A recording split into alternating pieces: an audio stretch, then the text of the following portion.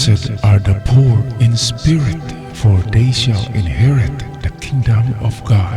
Matthew chapter 5, verse 4. Magandang araw sa lahat ng nanonood ngayon sa channel ko, lalo na sa iyo na bago pa lamang nagbukas ng aking channel. Maraming salamat. Thank you for subscribing. At lalo na sa aking mga avid subscribers all over the Philippines, Luzon, Visayas at Mindanao, lalo na sa ating OFWs, Filipino contract workers, kasama rin yung mga foreignoys na nandyan sa labas ng ating bansa. Stay safe.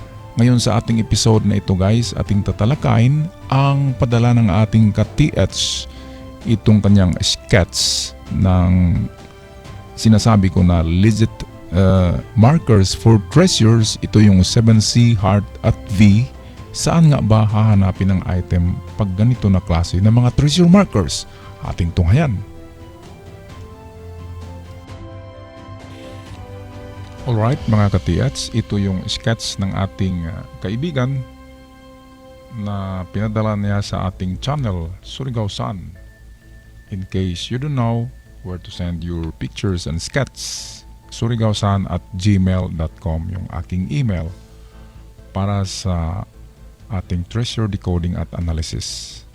Ang aking treasure decoding at analysis ay base ito sa mga treasure marker na nakuha na at yan ay nire-record natin.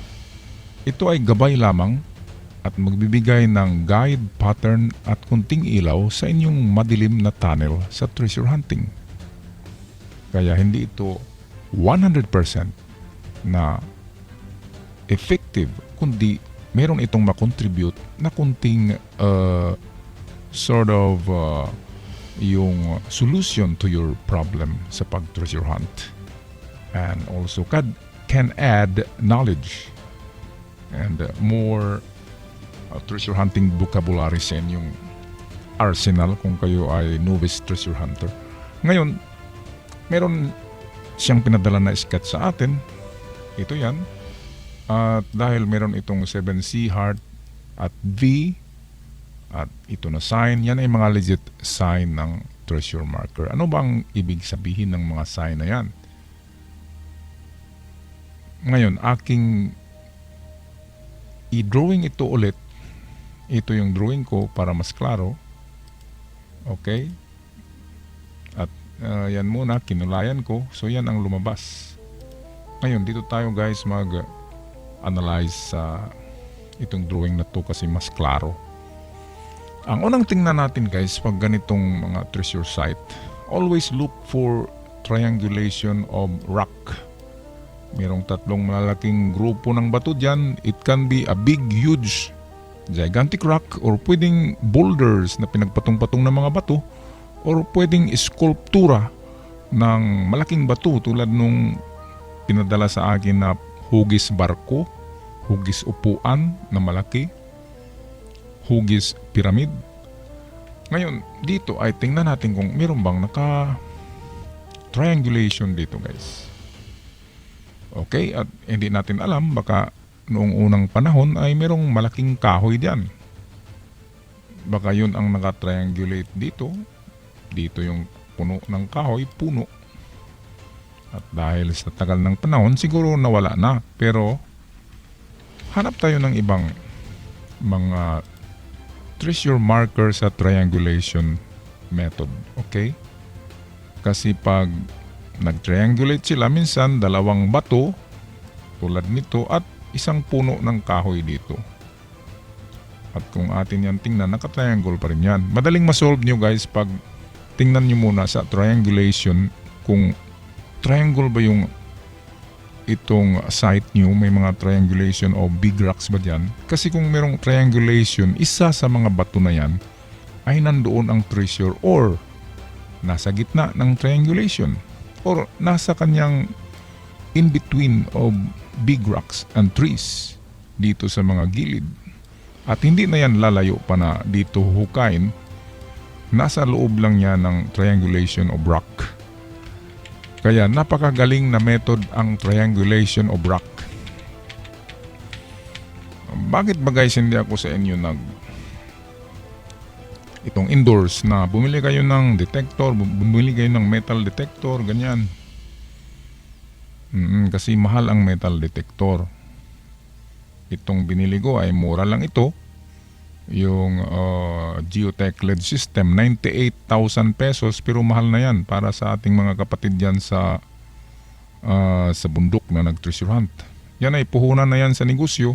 Kaya wag kayong mag-gamble bumili ng mga mamahalin na metal detector. Yung compass, yan ang pinaka-basic equipment. Kung malocate mo lang yung north, east, west, nandyan palagi sa east. Ang treasure nasa west. Ang north ay marker, pwedeng ang north ay kahoy, pwedeng ang north ay itong creek. North, south. Pag may kahoy, mayroong creek yan. Ganyan, mga palatandaan. Kasi ang treasure ay hindi yan lalayo sa mga marker. Kung marami tayong hukay, trial and error, adjust and adjust, tatamaan din natin yan. Parang tutusok-tusukin natin ang lupa, ang buong area, tusok tayo dito, tusok hanggang sa matamaan natin yung box na ibinaon. Ganyan din ang paghukay. Hukay dyan, hukay doon, pero hindi tayo lalayo sa mga treasure marker. Okay ba guys? Mas lalo pa nga ako, mas thrilling sa akin guys, ang maghukay gamit ang mga treasure signs at marker ang pagbasa. Kisa idiretso mo pag-detect ang area, kahit walang marker, detect ka. Maluluko ka dyan kasi maraming bato na mineralized rock. Yung bato na, mga bato balani na mga ganyan, yung mga bato na nagmamagnet, yan ay napakalaking iron content yan. Kaya mababaliw ang inyong metal detector dyan, pati na ang scanner ay maluluko.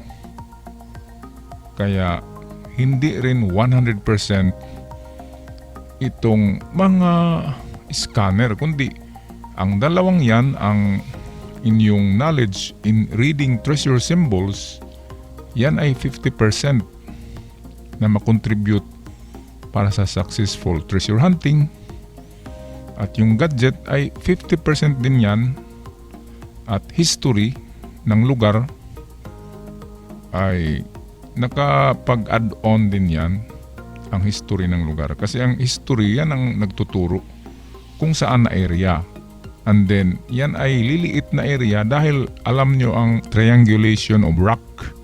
At kung mapaliit no ang area, maliit na lang na area din ang inyong i-detect gamit ang yung metal detector. Pero kung wala tayong pambili ng metal detector, dito na tayo guys sa treasure code analysis and decoding. Ako noon, nung 18 years old pa lang ako, nagbakasyon ako doon sa isla, isinama ako ng aking mga kaibigan. May itinuro sila na kuweba, yun ang nakita ko yung arrow, tapos may dalawang guhit.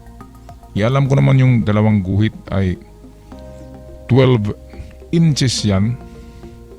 Ang meaning ng dalawang guhit ay dalawang 12 inches, kaya 24 inches, 24 feet. Hinakbang ko yun ng 24 feet. Na-locate ko yung ibinaon doon. Pero nagkawatak-watak na dahil sa tagal ng panahon at lakas ng alon. Pero mayroong naiwan na mga kunti na mayroong halaga din. Yun ang unang kuha ko na pwedeng ipagmalaki ko sa inyo guys. Pero matagal na yun, 18 years old pa ako noon. Mula noon, puro na lang mga itong sinasabi ko na recovered treasure, napuntahan ko, mga nakuha na. Pero meron talaga guys. At na hindi ako gumamit signs and symbols lang, parang nakatsamba lang. Sinasabi nga beginner's luck. Pero sabi ko ngayon, opportunity only knock once in your door. Kaya wag sayangin kung merong oportunidad guys, okay? At kung makakuha na ay wag nang mag-treasure hunt pa muli kasi yan ay sign of greediness. Halimbawa, nakakuha ka na ng isang bareta, nakapagbenta ka na ng 3 million, babalik ka pa ba sa treasure hunting? Kung babalik ka pa dyan, hindi ka na nakontento sa inyong buhay. Magagalit na ang Diyos niyan. Dapat kasi live the life of contentment. Yung makontent tayo, tama na lang yung tama. Masama ang sobra. Ako makakuha ako muli ng kahit 1 million siguro, hindi na ako babalik pero tutulong na lang ako. Ganyan ang gagawin ko guys. Kaya kung nakakuha na kayo, ay naku, magpahinga na tapos ano na lang, bisita-bisita na lang sa mga kaibigan.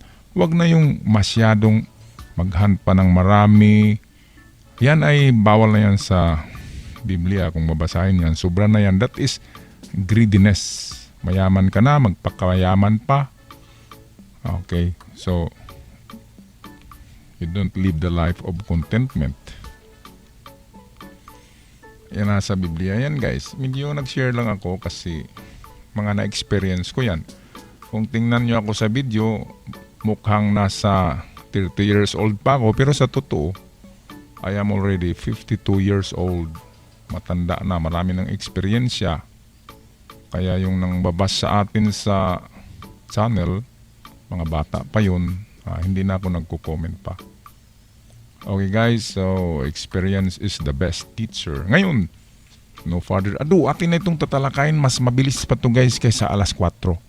Ito, so ito. Suspect ito. Bakit suspect yan? Mamaya tatalakayin natin. Dito ay suspect din yan. At ito ay suspect din yan. Ngayon, tingnan natin yan kung naka-triangle ba yan? In triangulation ba yan guys? Okay, tingnan natin. Okay, naka-triangle siya. Hindi naman kailangan triangle talaga guys na perfect. Pwede rin yan acute, isosceles, or trapezoid triangle. Ay, pwede yan. Ngayon, punta tayo guys sa pinakamadali kung saan nyo makuha ang treasure dito. Okay, alam nyo ba na ang mga Hapon ay gumagamit ng red cement or pink? Dati red yan na cement. Sa tagal ng panahon, 87 years ago, ang red ay naging pink. At ang pink rock, yan ay good sign ng treasure. Saan ba makukuha ang pink rock? Kung may pink rock, saan ba yung treasure? Ang treasure ay nasa loob lang ng bato kung malaking bato yan. Pero kung malapad na bato yan, ang treasure ay nasa ilalim ng malapad na bato. Kaya ito na guys, oh. Kuwi daw kayo diyan. Yan ang bato na tinatawag na dapanas. Sa Mindanao, dapanas yan. Kaya lang kulay pula daw yan na parang lupa na dapanas. Alright, so sige. Maghanap tayo ng sign na magtuturo na diyan ang treasure. Atin i-prove yan. Alright. 7C muna tayo. Anong kahulugan ng 7C? Ang 7C is treasure under or enclosed in the rock. Naku, under or enclosed in the rock. Pwede kayang dito guys? Mamaya na tayo dyan. Hanap muna tayo ng ibang pointer. Okay, treasure enclosed or under the rock. Ngayon, ano ba itong heart dito guys? Ang heart ay pointer. Ang kanyang tulis ay nagpupuwent sa dapanas. Ilang meters ba ang dapanas? Ano yan? Sabi ng ating kaibigan ay nasa 3 to 4 meters. Pero itong letter B dito, ito ay nagsasabi na 5 meters distance galing sa bato na ito. 5 meters ang item. So ang item can be sa ilalim nitong bato na ito or punta ka pa sa unahan para makumpleto mo yung 5 meters distance na binigay nitong mga karakter dito. So ang sabi ng 4 na karakter na yan, 5 meters in distance tinuturo ng puso. 7C is treasure enclosed in the rock or under the rock. Ngayon ang tinuturo niya ay ito. Ano pa bang karakter o symbol ang nagtuturo nito? Ito ay nagtuturo din dito sa baba. Ang sign na yan, itong sign na to guys, yan ay, minsan nagaganyan lang yan, yan ay sign ng entrance or door. or entrance or door to the tunnel. So saan kaya diyan ang tunnel? Ngayon, meron pang isang nagtuturo, ang parang letter D na hole, yung nagaganyan. Ang D na hole, yan ay modified arrow. Nagaganyan talaga yan sa original. Pero binago nila para hindi mahalata. Parang D lang nagaganyan. So, yan ay pointer na pababa. Kaya ito pababa. Ang tinuturo niya ay itong dapanas pa rin. Kaya, ang dapanas ay ating option number 1. Malaking porsyento ang ibinigay ko sa dapanas ay 70% winning. So malaki ang porsyento natin dyan. Alright. Ngayon, saan pa ba dyan guys? In triangulation. Huwag kayong lumabas sa hindi naka-triangulate.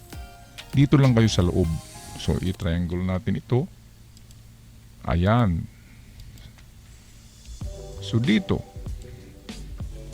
Alam nyo ba guys, nasa boulders na malalaking boulders, pag pinatong-patong na ang mga boulders ng bato, ng 3 bisis or 4, pag pinagpatong-patong na sila, hindi na yan gawa ng nature.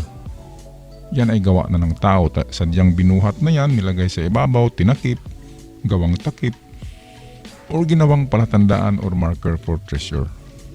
Lalo na, meron siyang triangle dito na purma na bato, na nung tanggalin daw nila ay merong mga bato-bato pa rin dito na tinatakipan itong triangle. Meaning to say, para siyang, kung tanggalin mo yan, ay para siyang entrance to a tunnel. Kasi merong, pag natanggal itong triangle ay tumambad daw yung mga bato-bato na parang tinatakipan itong triangle. Kaya it can be a doorway or maliit na entrance going to a tunnel leading to the treasure. Ngayon, akin kayo kwentuhan guys noong aking pinuntahan sa isla noon. Yun ang pinakaunang vlog ko, yung The Hunt for the Last Yamashita. 2 episode yun. Matagal na talaga yun na nakatago sa mangrove trees. Yun ay panahon pa ng father ko. Ako'y nag-aaral pa noon sa college. Sabi niya, kasi nagkasakit na siya, na puntahan mo yung assistant ko noon, hanapin mo. Isang tao doon sa isla, hinanap ko. And then pinuntahan namin. At dahil ako estudyante pa noon at wala pa akong kakayahan, wala akong pera, ay hindi namin kayang tanggalin yung napakalaging mga bato na pinagpatong-patong, hanggang 5 beses na pinatong. At sa pinakataas ay parang kutsi ang laki ng bato na pinatong sa ibabaw. Sa ibabaw ay maliliit lang. Sa ibabaw ay napaka-flat. Kaya meron talagang tinatago doon sa ilalim. Ngayon, after 30 years guys, hindi ko nakalimutan yun. Kasi yun ang habilin ng aking father, na hukayin mo talaga yun, mababaw lang yun, magsama ka ng mga kaibigan mo na trusted. Ngayon, nakilala ko si Remo the Great. The Great yan. Meron ding great yan at great. Si Remo the Great. Nakilala ko, yun ang tumulong sa paggastos. Nag-hire kami ng malaking lansa, mga tauhan. At isa pang kaibigan ko, yung si letter P lang, treasure hunter din yun, at sumama din yun. At ang pagkadismaya namin guys, kasi nasa kalagitnaan yun ng mangrove trees na walang mga taong nakatira. Ang pinagtaka namin, bakit nahukay na? Pagdating namin, napakalaking dismayado kami. Kasi mababaw lang ng tingnan ko yung hukay ay nasa bewang lang, hanggang bewang lang ang mabaw. Alam nyo guys, kung mababaw lang ang pagkahukay ng treasure, meaning to say, nakuha na kaagad. Kasi mababaw lang. Kung malalim yan, wala na, desperado na. Pag malalim na, wala talaga. Kasi ang ibang treasure ay mababaw lang talaga. Kasi sinadya nila yan na nilalagay sa mangrove trees.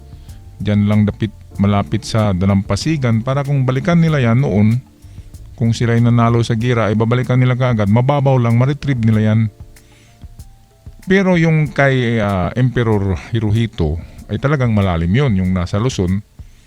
Kasi yun ang treasure ng entire Japan doon. Emperor treasure yun.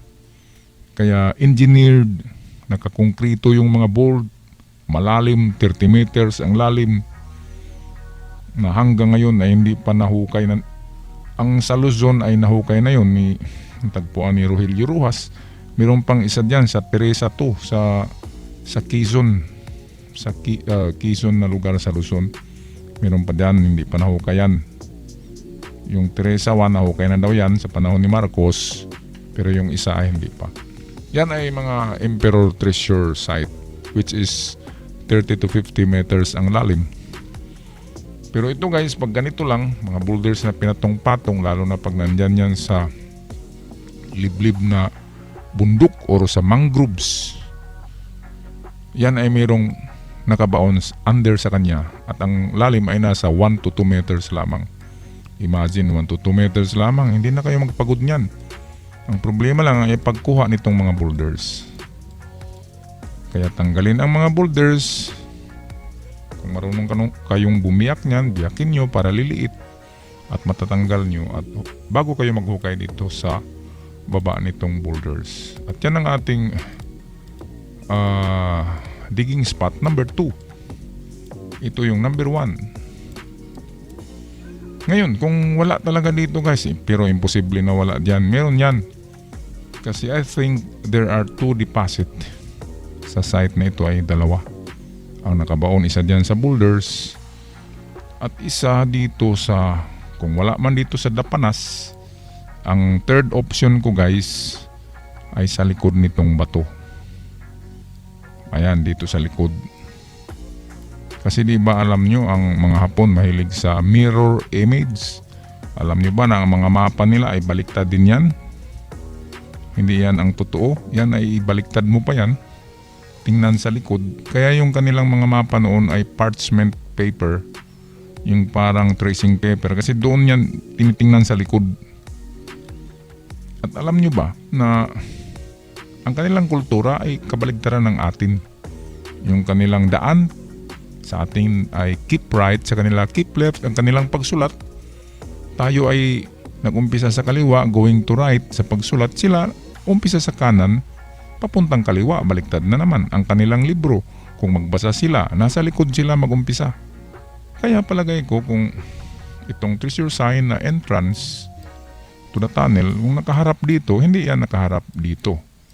Kundi nakaharap yan sa likod. Okay ba guys?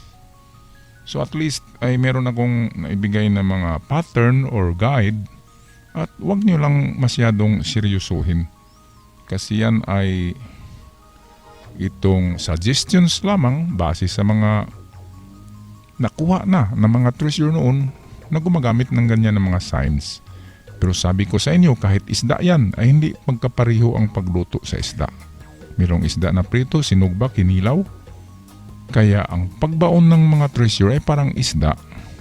Maraming style, maraming estilo, maraming distances, iba't ibang klaseng distance, iba't ibang klaseng lalim, iba't ibang klaseng marker.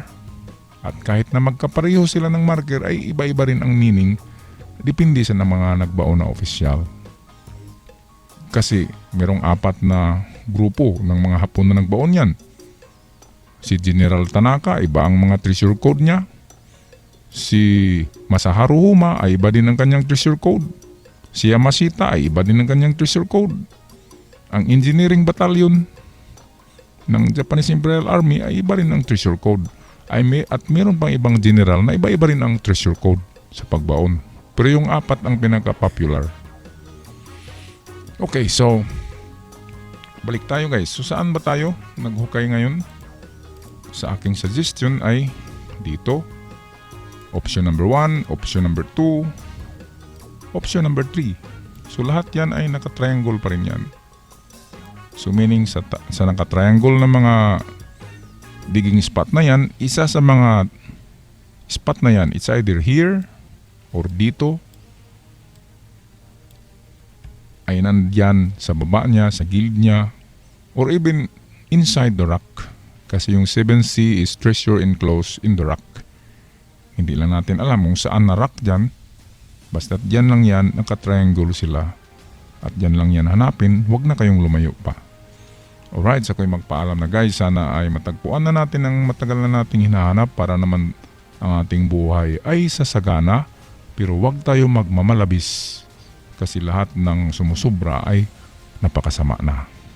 So ikaw sana nagpaalam na, don't stop chasing for your golden dreams and ciao for now.